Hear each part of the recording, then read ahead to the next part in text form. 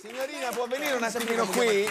Perché oggi è il 19 gennaio e questa signorina accanto a noi compie 18 anni. E allora tanti auguri a Manuela, che ha scelto di festeggiare i suoi 18 anni qui con noi questa sera, rinuncia alla festa e festeggia qua assieme a noi con le sue colleghe qua, a nome di tutti. Evviva Manuela, auguri alla nostra Manuela, la nostra ormai diventa una bella famiglia.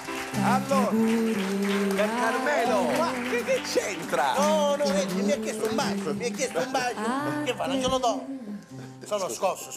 Fa il compleanno Manuela, non puoi dare il bacio alla curato. Io ho dato un bacio. Ma poi tu prima eri tutto serio, da quando ti sei sposato baci tutte, perché poi siamo tranquilli, no? Ma che non sei tranquillo, anzi ora comincia la salita. Ancora stamattina, sto pensando ancora, siamo scossi con Giampiero. Mamma mia, non mi ci fare pensare. Stamattina siamo andati in banca con Giampiero. Tu a fare la rapina? Io e Giampiero eravamo in banca che stavamo prendendo lo stipendio. Sì. Ma lo stipendio? Eravamo in banca, stavamo facendo le operazioni, siamo incontrati, siamo baciati, così in fila. Vi siete baciati con Entra in tottone, in italiano, entra in tottone. Oppure antrasatta. Due rapinatori.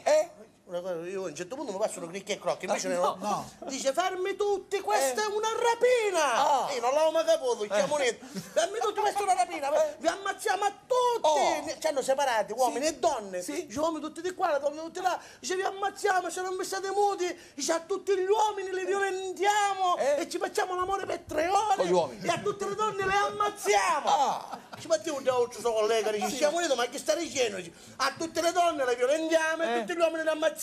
Si battiamo Giampiero e dice no, ma che tu che hai detto?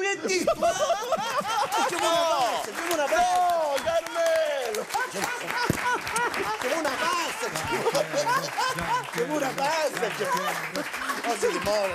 Roberto, aiutami tu a riprendere questo momento. Questo momento di ordinaria follia è un po' difficile riprendere ad essere delle